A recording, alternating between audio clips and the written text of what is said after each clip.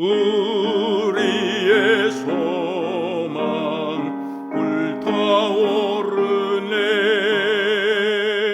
주님은 우리의 소망, 우리의 믿음 불타오르네. 말씀에 굳게 선 믿음,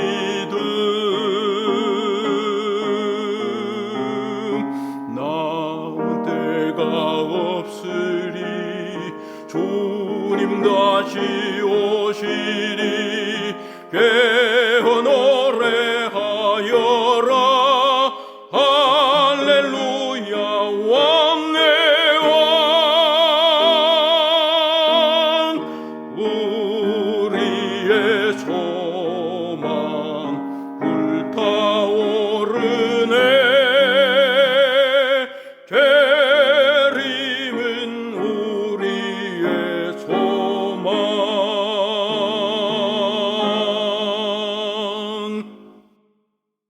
안녕하세요. 계속해서 우리 시대 소망 공부, 오늘은 77장 빌라도의 법정에서 일어난 여러 가지 사건을 공부하도록 할 것입니다. 물론 사복음서에 다 기록이 되어 있고요. 오늘 공부할 내용을 요한복음에서 요약해서 읽어드리도록 하겠습니다. 요한복음 18장 28절로 40절. 저희가 예수를 가야바에게서 관정으로 끌고 가니 새벽이라. 저희는 더럽힘을 받지 아니하고 유월절 잔치를 먹고자 하여 관정에 들어가지 아니하더라. 그러므로 빌라도가 밖으로 저희에게 나가서 말하되 너희가 무슨 일로 이 사람을 고소하느냐? 대답하여 가로되 이 사람이 행악자가 아니었다면 우리가 당신에게 넘기지 아니하였겠나이다. 빌라도가 가로되 너희가 저를 데려다가 너희 법대로 재판하라. 유대인들이 가로되 우리에게는 사람을 죽이는 권이 없나이다 하니 이는 예수께서 자기가 어떠한 죽음으로 죽을 것을 가리켜 하신 말씀을 응하게 하려 함이로라. 이에 빌라도가 다시 관정에 들어가 예수를 불러 가로되 내가 유대인의 왕이냐? 예수께서 대답하시되 이는 내가 스스로 하는 말이뇨 다른 사람들이 나를 대하여 내게 한 말이뇨? 빌라도가 대답하되 내가 유대인이냐? 내 나라 사람과 대제사장들이 너를 내게 넘겼으니 내가 무엇을 하였느냐? 예수께서 대답하시되 내 나라는 이 세상에 속한 것이 아니라 만일 내 나라가 이 세상에 속한 것이었다면 내 종들이 싸워 나로 유대인들에게 넘기오지 않게 하였으리라. 이제 내 나라는 여기에 속한 것이 아니니라. 빌라도가 가로되 그러면 내가 왕이 아니냐? 예수께서 대답하시되 내 말과 같이 내가 왕이니라. 내가 이를 위하여 났으며 이를 위하여 세상에 왔나니 곧 진리에 대하여 증거하려 함이로다. 무릇 진리에 속한 자는 내 소리를 듣느니라 하신대 빌라도가 가로되 진리가 무엇이냐 하더라. 이 말을 하고 다시 유대인들에게 나가서 이르되 나는 그에게서 아무 죄도 찾지 못하노라. 유월절이면 내가 너희에게 한 사람을 놓아주는 전례가 있으니 그러면 너희는 내가 유대인의 왕을 너희에게 놓아주기를 원하느냐 하니 저희가 또 소리질러 가로되 이 사람이 아니라 바라바라 하니 바라바는 강도로라. 예수님께서 겟세마네 동산에서 기도하시고 내려오시는 길에 제사장들이 보낸 폭도들에게 잡혀서 포박당하신 채로 안나서 앞에 와서 신문을 받으시고 가야바에게 가서 또 신문을 받으시고 또다시 사내들인에게 가서 신문을 받으시고 그리고는 오늘 공부하는 빌라도 법정에까지 예수님은 끌려오십니다. 그리고 빌라도가 아무리 신문을 해도 예수님에게는 사형시킬 죄가 발견되지 않았어요. 그래서 본인이 이 문제를 다루기에는 자신이 없었기 때문에 헤롯에게로 예수님을 또 보냅니다. 헤롯도 예수님에게서 죽일 만한 죄를 찾지 못했어요. 그래서 다시 빌라도에게로 보냅니다. 예수님은 겟세마네 동산에서 기도하시고 내려오시던 그 시간이 자정이 넘은 시간이기 때문에 이른 새벽부터 지금까지 계속 예수님은 이리저리 법정으로 끌려다니시면서 조롱을 받으시고 채찍에 맞으시고 욕설을 들으시고 여기저기 신문을 다 받고 다녔지만 그 어느 누구도 예수님을 사형에 처할 죄를 찾아내지 못했어요. 왜 못 찾았을까요? 죄가 없는 분이니까요. 이때라도 예수님을 이렇게 가혹하게 대하면 혹시나 예수님 입에서 어떤 화가 나는 분노를 발하시든지 자기 변명을 위해서 어떤 이적을 행하시든지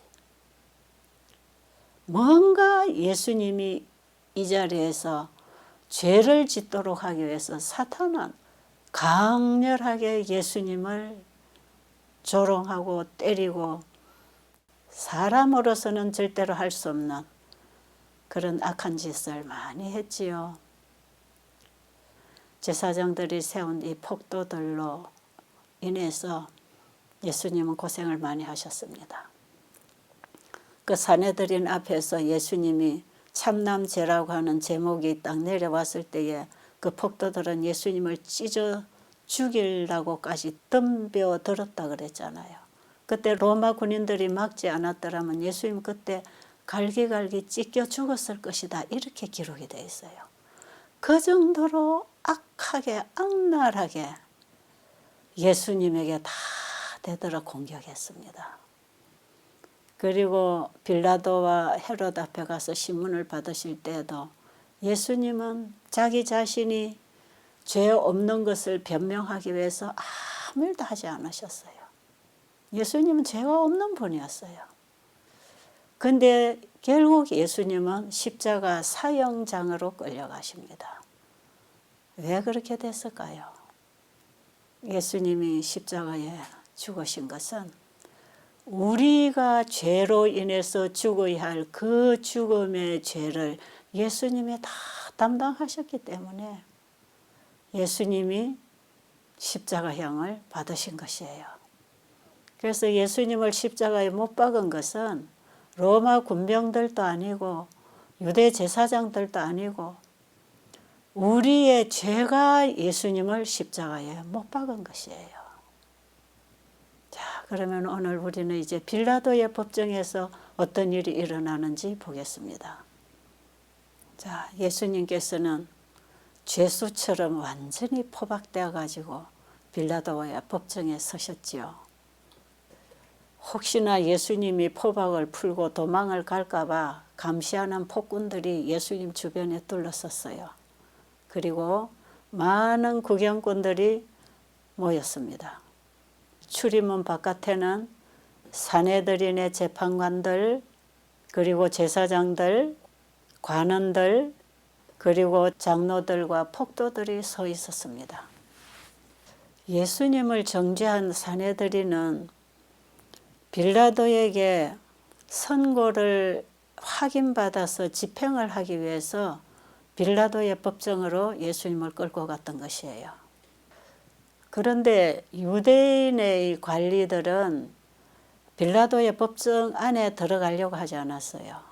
왜 그러냐 하면 그들이 지키고 있는 어문의 율법에 의하면 이 일로 인해서 자신들이 더럽혀지면 유월절 제사에 참여할 수가 없었기 때문에 그 안에 들어가지 않았어요. 여러분, 지금 예수님을 죽이려고 하는 이 행동은 더러운 것이 아닙니까? 정말 얼마나 이들은 행위적으로 신앙을 하고 있었는지 여기서도 우리가 알 수가 있지요. 그들의 속은 지금 무죄한 예수님을 죽이려고 음모를 꾸미면서 그 신문 받는 장소에는 들어가면 자기들이 더러워지는 줄을 알았다 이 말이죠. 그런데 사실 지금 예수님을 십자가에 못 박아 죽이는 이 사건으로 인해서 그들의 제사는 아무런 의미가 없어지는 거였잖아요. 그런데 이들은 그 사실을 모르고 있었던 것입니다.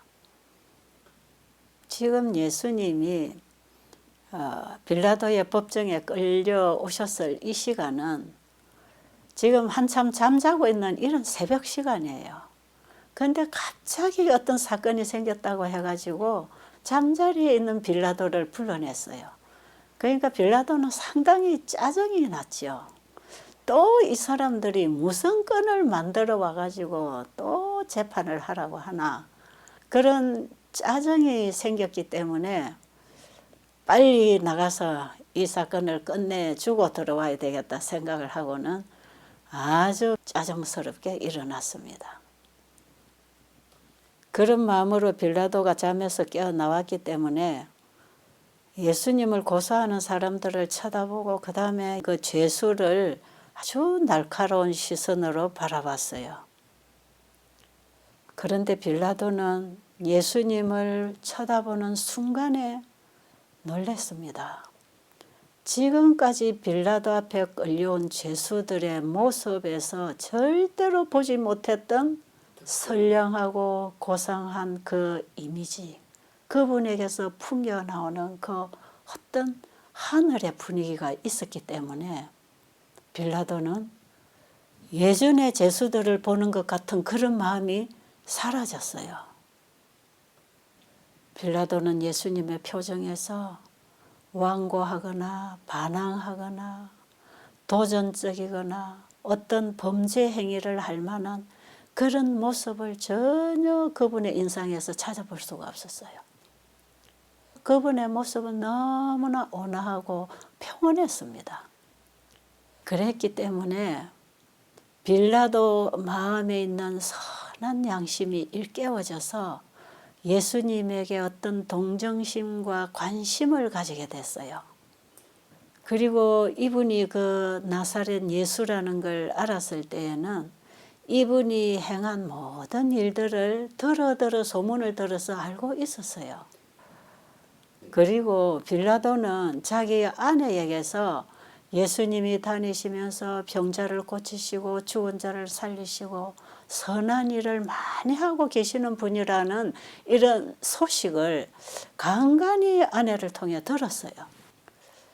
이전 같으면 이렇게 해서 죄수를 끌고 오면 그냥 대충대충 그들의 사내들인에서 다 결정되어 온 죄수기 때문에 그냥 대충 사형 문서에 사인을 해주고 그냥 사람들은 주로 사형을 당하는 이런 일들이 들어 있었어요. 그러니까 이 빌라도는 그렇게 세밀하게 한 죄수의 생명을 귀하게 다루는 그런 재판을 하지 않았다고 합니다. 그런데 이번에도 이 예수님을 끌고 가면 그런 식으로 사형 선고 문서에 사인을 해줄 줄을 알았어요. 근데 이번에는 빌라도가 그렇게 하지 않아요. 그리고는 데리고 온 사람들에게 너희들이 이 사람을 왜 데리고 왔느냐? 이 사람이 누구냐? 너희가 무슨 일로 이 사람을 고소하느냐? 하고 물어봤어요. 이때 유대인들은 당황했습니다. 그만 쉽게 넘어가 주면 될 텐데 왜 이런 걸 꼬집꼬집 묻나 해서 상당히 당황을 했어요. 왜냐하면 예수님을 구체적으로 신문을 하면 예수님에게 로마 법에 사형당할 죄가 지금 없기 때문에 이런 부분을 꼬치꼬치 묻는 것은 그들에게 상당히 곤란한 그런 질문이었어요. 그래서 그들은 할 말이 없으니까 이는 예수라고 하는 어떤 기만자다. 그러니 죽을 죄에 해당하기 때문에 우리가 데리고 왔다. 그렇게 얼렁뚱땅 넘어가기를 원했어요. 이렇게 확실한 대답이 나오지 않았기 때문에 빌라도는 또다시 물었습니다. 도대체 너희들이 이 사람을 무슨 일로 고소하느냐고 했어요. 그럴 때에 산헤드린을 구성하고 있는 우리나라의 1인자들이 이 사람을 사형에 처할 만하다고 결정을 내렸다면 당신들은 이 일을 수락해주면 되는데 왜 그렇게 까다롭게 꼬치꼬치 묻고 있느냐 하면서 오히려 화를 냈어요. 그런데 빌라도는 이상하게도 지금 이 일에 상당히 주저함을 느꼈고요. 자기 자신이 이 일을 맡아 할 수 없다는 생각이 자꾸 들었어요. 빌라도는 얼마 전에 죽은 나사로를 살렸다는 소식을 듣고 있었거든요. 그랬기 때문에 예수님을 정죄하는 선고에 서명하기 전에 예수님의 죄목을 확실히 알기를 원했어요.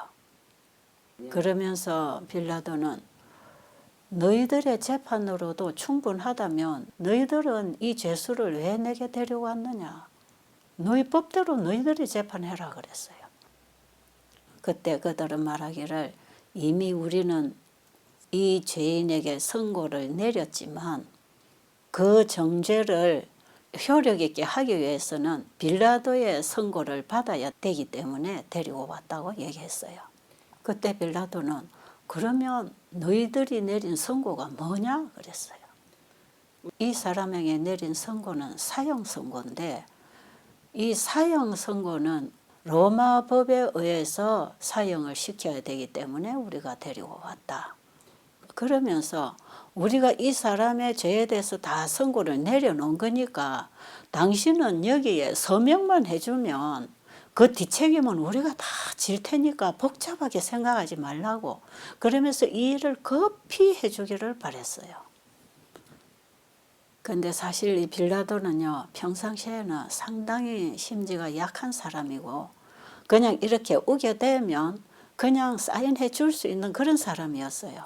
그런데 이번에 예수님에 대한 이 사건은 확실하게 로마 법에서 처형해야 될 그런 죄가 아니면 여기에 사인을 해줄 수가 없었던 것이에요.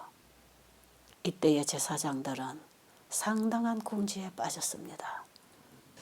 예수님을 만약에 종교적인 문제로 잡혀왔다고 하면 이것은 빌라도에게는 아무런 가치가 없는 사건이에요.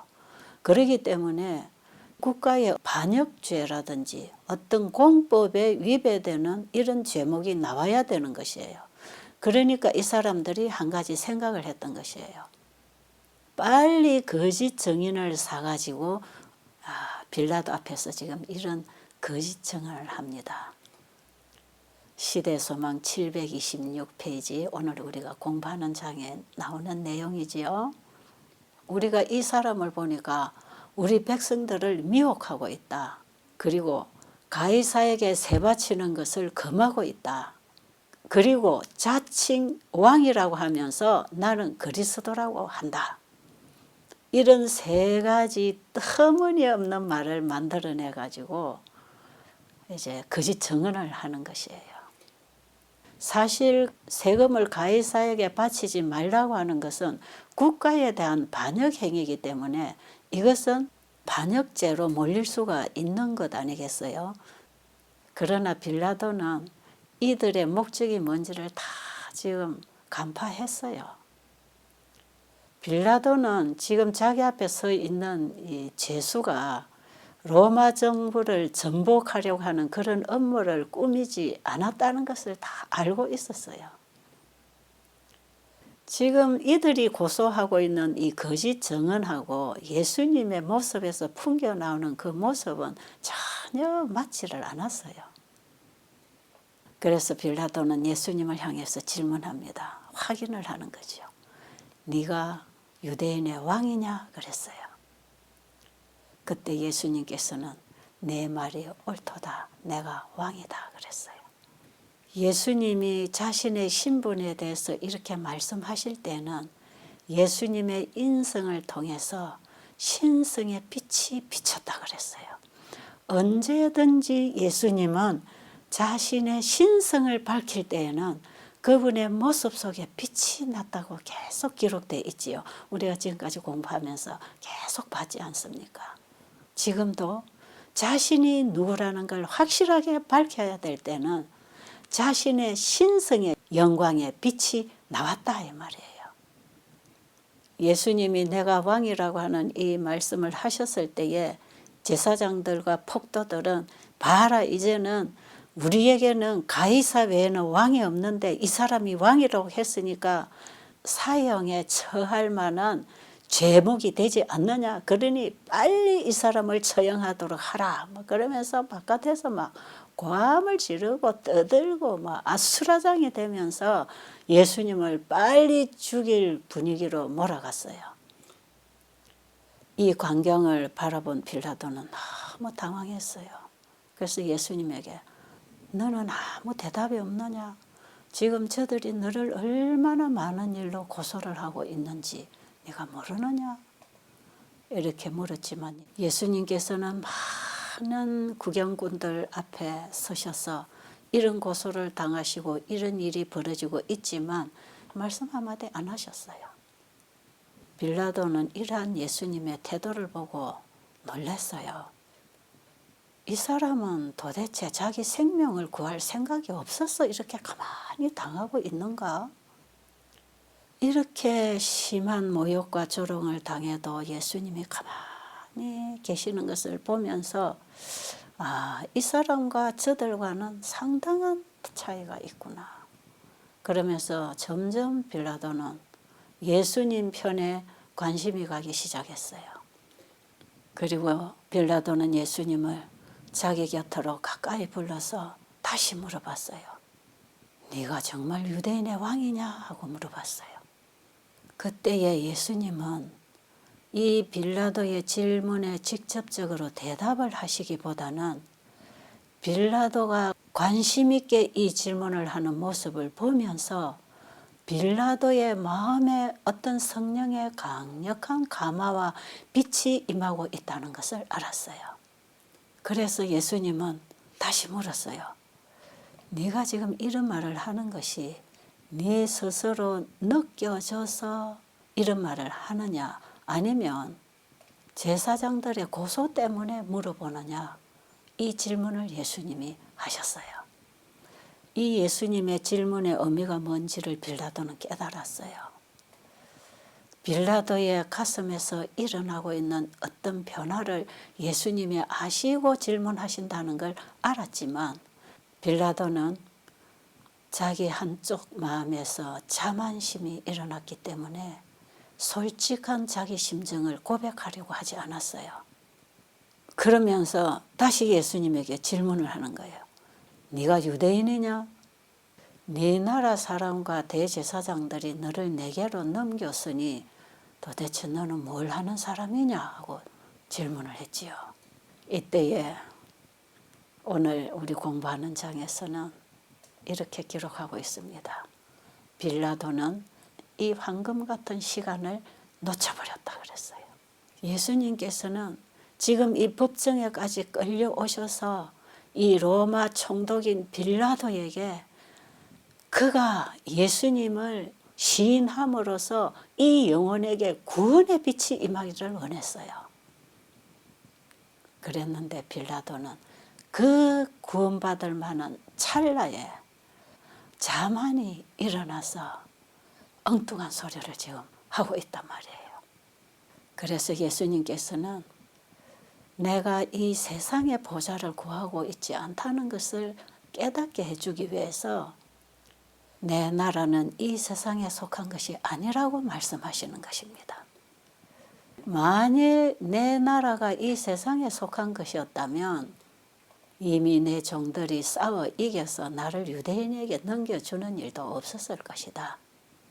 내 나라는 이 세상에 속한 나라가 아니다 그랬어요. 그럴 때에 빌라도가 그러면 네가 왕이 아니냐 하고 물었어요. 그때 예수님은 네 말처럼 내가 왕이니라.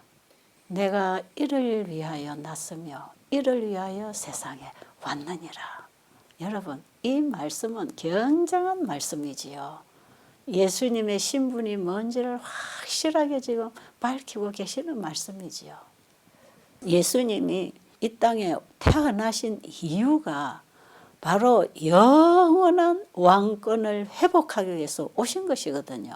그 왕이 된다는 것은 적과 싸워 이겨야 왕이 되지 않습니까?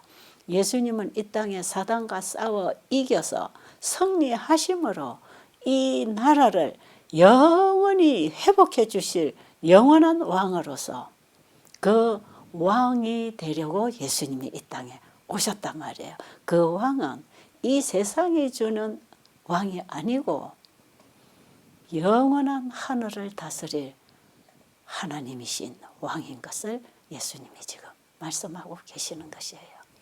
지금 예수님은 지금까지 사단과의 대쟁터에서 승리하셨잖아요.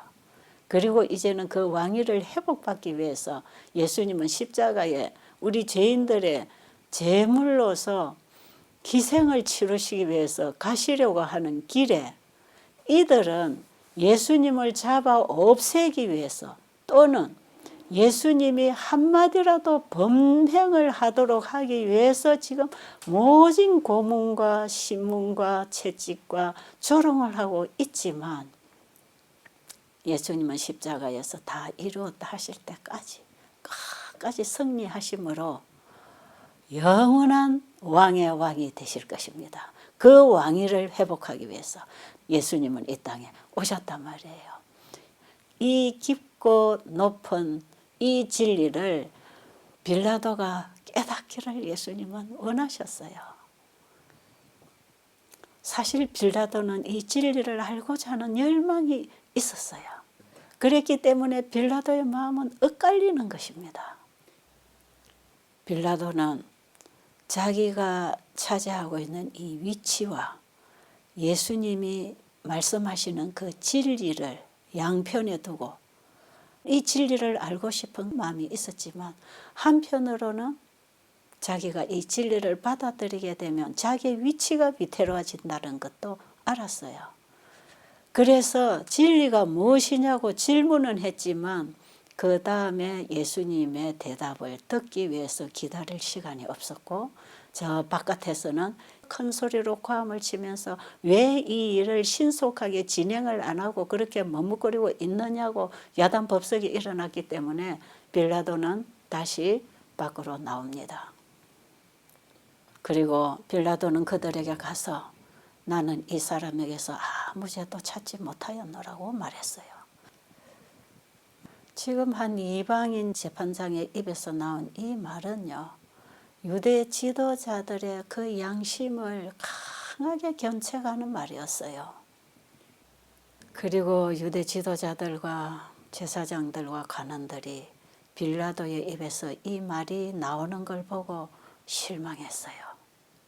실망을 했을 뿐 아니라 반면에 분노했어요.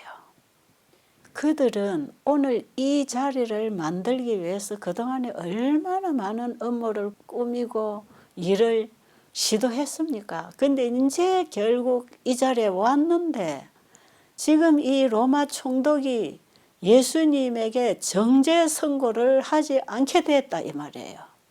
그러니 그들의 일이 실패로 돌아가고 있다는 것을 알았기 때문에 온갖 소리를 하면서 분노를 일으켰어요. 그들은 빌라도를 향해서 크게 소리를 지르면서 당신은 로마 정부로부터 탄핵을 받고 질책을 받게 될 것이라고 고함을 지르면서 빌라도에게 이제는 위협하기 시작했어요. 이들이 얼마나 사악합니까? 그죠? 어떻게 이들에게 이런 악이 나왔을까요? 예수님을 넘어뜨리기 위해서 사탄이 이들 속에 들어가서 역사했다 이 말이에요. 사실은 이 유대 제사장들과 관원들도 사탄에게 자기를 바쳤기 때문에 사탄의 희생물이 되어서 이 일을 하고 있는 것이에요. 그러면서 이들은 이 사람이 온 유대에서 가르치고 갈릴리에서부터 시작하여 여기까지 와서 백성들을 지금 기만하고 있는데 이 사람을 무죄 석방할 수는 없다고 하면서 소리 지르기 시작했어요. 그러나 빌라도는 예수님을 정죄할 마음이 추호도 없었습니다. 지금 빌라도의 마음은 상당히 혼란스러웠어요. 공의는 예수님을 석방해야 된다고 마음에서 호소했지만 백성들의 악의가 두려워서 그는 상당히 머뭇거렸습니다.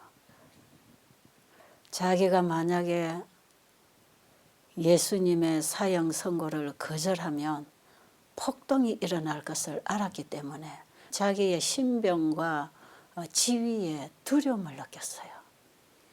그래서 빌라도는 한 가지 생각을 하기를 이 예수님이 갈릴리에서부터 왔다고 하는 그 소리에 그러면 이 사건을 그 지역의 통치자로 있는 헤롯에게로 보내야 되겠구나 하는 생각이 들었어요. 그래서 예수님을 헤롯에게로 보내기로 결정했습니다. 자기가 이 사건을 다루지 않고 싶었어요. 그래서 어떻게 하면 자기가 이 사건을 피할 수 있을까를 생각하는데 마침 예수님이 갈릴리로부터 온 유대에 이런 일을 했다고 하니까 그 지역의 통치자에게로 보내면 되겠다는 기발한 생각을 한 거지요. 그래서 예수님은 폭도들에게 포박되어서 조롱과 멸시를 당하면서 헤롯의 재판정으로 끌려가셨습니다. 그런데 헤롯은 예수님을 보고 심히 기뻐했어요. 헤롯은 예수님을 직접 본 적은 없지만 예수님에 대한 소문을 많이 듣고 있었기 때문에 정말 예수님을 만나보기를 원했던 것이에요. 그래서 이제는 헤롯이 자기가 직접 예수님이 이적 행하는 것을 보겠다는 생각을 했어요. 그래서 사람을 시켜서 병자들을 불러오게 했고 헤롯 앞에는 병자들이 모여왔습니다. 그런데 이 헤롯은 침례 요한의 목을 잘랐던 사람 아닙니까? 죄 없는 침례 요한의 목을 자른 것 때문에 굉장히 양심의 가책을 받고 괴로워했지만 점점 시간이 흘러가면서 그가 악행을 반복하면서 그 양심마저도 파묻힌 상태에 있었던 이때에 예수님을 이번에 풀어줌으로 그 양심 속에 한 가닥 남아있는 죄책감마저 씻어버리기를 원했기 때문에 예수님에게는 죄가 없는 걸 알았을 뿐 아니라 죄가 발견되지 않기를 바랐어요. 그래서 오히려 예수님에게서 좋은 인상을 받고 감동을 받기 위해서 그동안에 예수님이 많이 행하셨던 그 일을 자기 앞에서 행하면 이제 헤롯은 예수님을 편안하게 풀어줄 작정이었어요. 그래서 지금 이런 장을 벌려놨는데 예수님에게 이적을 행하라고 하니까 예수님이 이적을 행하시지 않으시는 거지요. 이 일을 예수님이 하지 않고 가만히 계시는 걸 보고 헤롯은 여러 가지로 질문을 했지만 예수님은 시종일관 침묵을 지키시고 본 척도 들은 척도 안 하고 가만히 계셨어요. 이때에 예수님은 자기 자신이 그 자리를 모면하기 위해서 이적을 행할 필요가 없으셨고 하시지 않으실 분이었습니다. 예수님의 이적은 이런 때에 행해지는 게 아니거든요. 정말 죽은 자들을 살려주고 고통에서 해방시켜주고 사단의 속박에서 풀어주시는 그 일을 위해서 이런 일을 하시는 것이지 자기를 변명하기 위해서 이적을 행하시지 않지요. 그런데 밖에서 이 일을 지켜보고 있던 이 유대인들은 예수님이 그동안에 많은 이적을 행하신 것을 알았기 때문에 이 자리에서도 예수님이 이적을 행하신다면 당연히 예수님이 여기서 풀려나서 석방될 수밖에 없다고 하는 사실을 알았기 때문에 밖에서 이 과정을 지켜보고 있는 유대인들은 조마조마했어요. 그러니까 떠들어댔어요. 그가 하는 이적은 그가 하는 게 아니고 바알세불에 의해서 이적을 일으킨 것이지 이 자는 그런 일을 스스로 할 수 없는 자라고 하면서 예수님을 또 공격하면서 빨리 이 사람을 처리해 달라고 막 떠들어대고 난리 법석을 일으켰지요. 사실 헤롯은 화가 났습니다. 자기 자존심이 상했지요. 그래서 예수님을 질책하기 시작했어요.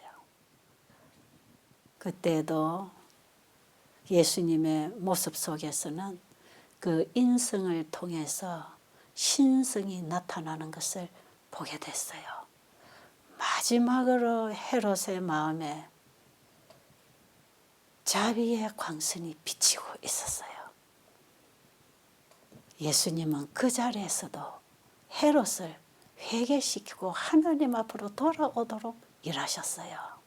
자기를 위해서 이적을 행하시지 않았지만 헤롯을 회개시키기 위해서 그분 안에 계신 하나님의 신성이 역사했습니다.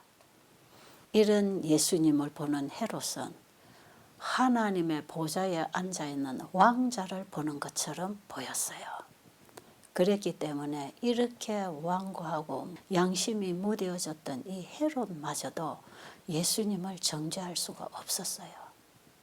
그래서 헤롯은 이 무서운 책임에서 자기가 벗어나고 싶어서 또다시 예수님을 로마의 총독인 빌라도에게로 넘겼습니다. 예수님은 또 빌라도의 법정으로 끌려가십니다. 다시 빌라도 앞에 끌려오신 예수님을 보고 빌라도는 너무 실망했을 뿐 아니라 화가 났어요. 자기가 이 사건을 또 맡아야 된다는 것 때문에 너무 피하고 싶었던 것이에요. 그래서 빌라도는 제사장들 앞에 예수님을 데리고 나와서 이 사람을 헤롯에게 보내도 죄를 찾지 못하고 돌아왔다. 그러니 나도 이 사람을 정죄할 수 없다. 그러니 나는 이 사람을 그저 때려서 놓을 테니 너희들이 알아서 해라. 그리고 이 사건을 가지고 온 그들에게 넘겼어요. 이때에 빌라도가 큰 실수를 했습니다. 그게 뭐였냐면 재판관들이 아무리 신문을 해도 죄를 찾아낼 수 없었다면 이 사람은 무죄 석방해야 되는 게 재판관이 해야 되는 일 아니에요. 그런데 죄를 찾지 못했다고 하면서 내가 때려 놓겠다고 그러니 너희들이 알아서 하라는 이 말은 참으로 우유부단한 재판을 하고 있는 것이거든요. 어떻게 재판장이 이런 재판을 할 수 있나요? 그런데 이때에 빌라도의 아내에게 천사가 방문을 해서 지금 자고 있는 아내가 꿈을 꾸게 했어요. 여러분 보세요. 빌라도가 침실에서 불려 나와서 지금 이 사건을 다루고 있는 거 아닙니까? 그러니까 아마 아내는 아직도 잠을 자고 있었던 모양입니다. 그런데 그 아내가 꿈속에서 지금 자기 남편이 하고 있는 이 법정에서 일어나는 모든 사건을 꿈속에서 다 그대로 본 거예요. 그래서 급하게 일어나서 편지를 써서 자기 남편에게로 보냈습니다. 빌라도가 이제 어떻게 이 일을 결정해야 되는지를 망설이고 있을 때에 어떤 사신이 편지를 하나 갖다 주는데 읽어보니까 그게 무슨 글이 적혀 있었죠? 마태복음 27장 19절의 말씀이 기록되어 있지요. 저 옳은 사람에게 아무 상관도 하지 마옵소서. 오늘 꿈에 내가 저 사람으로 인하여 많은 애를 썼나이다. 그런 글을 빌라도가 읽었을 때에 빌라도의 얼굴이 파랗게 질렸어요. 당황하면서 잠깐 지체하는 동안에 바깥에서 제사장들과 이 폭도들은 빨리 결단을 내리라고 강요해 들어왔습니다. 그래서 빌라도는 예수님을 무죄 석방하는데 혹시나 도움이 될까 해서 한 가지 관습을 생각해냈어요. 그것이 뭐냐면 이 6월절에는 백성들이 선택하는 한 죄수를 석방시키는 이런 관습이 있었어요. 이 관습은 이방인들이 만들어낸 거지만 유대인들도 그 관습을 굉장히 중요하게 취급하면서 그런 일을 실시했던 것이에요. 이때에 곧 사형에 처하기 위해서 잡아둔 바라바라고 하는 한 죄수가 있었어요. 이 죄수는 그야말로 내가 메시아라고 주장하면서 이상한 말을 하면서 백성들을 선동하고 있는 이 사람이야말로 나라를 뒤집어 엎기 위해서 선동을 일으키는 반역죄에 걸린 사람이에요. 이 사람은 마땅히 국가법에 의해서 사형을 받아야 할 죄수예요. 그런데 이 사람을 불러다가 예수님 옆에 세우고 자, 누구를 풀어주기를 원하느냐? 바라바냐? 예수냐? 그때 백성들은 당연히 뭐라고 하겠습니까? 바라바를 우리에게 놓아주소서. 바라바를 놓아달라고 하니까 빌라도는 이 사람들이 지금 빌라도가 하는 일이나 말을 이해를 못하고 일어나 싶어서 다시 물었어요. 너희는 내가 유대인의 왕을 너희에게 놓아주기를 원하느냐? 그랬어요. 그때에 그들은 이 사람을 없이하고 바라바를 우리에게 놓아주소서 하고 고함을 질렀습니다. 여러분, 이 광경을 한번 생각해 보세요. 예수님은 하나님이잖아요. 근데 바라바는 사탄을 대표하는 인물이에요. 근데 그들은 메시아로 오신 예수님을 거절하고 사탄을 선택했단 말이에요. 그들의 선택의 결과로 인해서 그 민족이 사탄의 지배 아래 들어갔을 때 얼마나 무서운 광경들이 일어났는지 우리는 예루살렘의 멸망 때에 일어난 그 사건과 그 이후에 유대 민족이 어떻게 되었는가를 알기 때문에 그들이 예수님을 거절하고 사탄의 편을 선택한 결과를 우리는 지금 보고 있는 것입니다. 이때에 그들은 중요한 선택을 했어야 했다 이 말이에요. 그랬더라면 예수님은 이왕에 십자가에 돌아가실 분이기 때문에 어떤 다른 방법으로 예수님은 십자가에서 속죄 제물이 되셨을 것이에요. 그러나 유대인들은 자기들이 행한 그 죄로부터는 벗어날 수 있었다 이 말이지요. 그런데 이때에 그들은 자기들의 운명을 결정하는 선택을 했던 것이에요. 그래서 바라바는 풀려나고 그 바라바가 짊어져야 할 그 십자가를 예수님이 짊어지시고 골고다로 가십니다.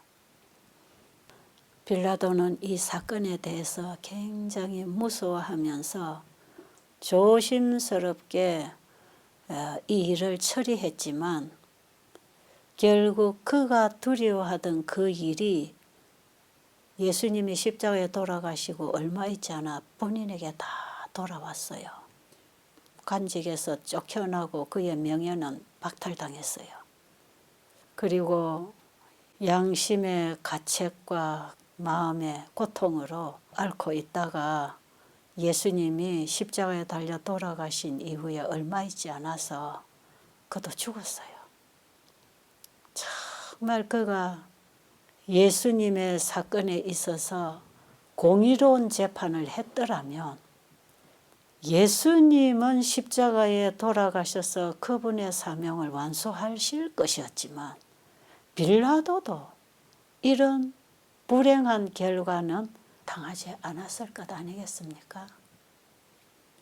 우리가 때로는 일을 하다 보면 사람 보기에는 옳은 일 같지만 하나님이 보실 때에 옳지 않은 것은 우리의 영원한 영생 문제하고 연결이 되는 문제들이에요. 죄와 타협하는 자들은 이와 같이 그들의 결과가 멸망으로 끝날 것이에요. 그래서 우리는요, 영적인 일은 영적으로 가야지 육적인 일과 세속적인 일로 타협을 하면 안 됩니다. 그리고 그 무리들이 예수님을 죽인 그 피는 우리와 우리 자손들이 받겠다고 하면서 예수님을 십자가에 매달아라고 했잖아요. 결국 그 결과는 다 그들이 받았지 않습니까?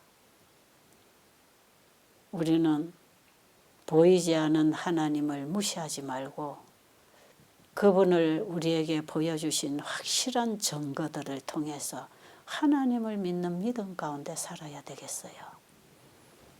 이제 오늘 공부는 여기서 마치고 이제 십자가를 지고 골고다로 가시는 그 예수님 갈바리 장을 이제 공부할 텐데요.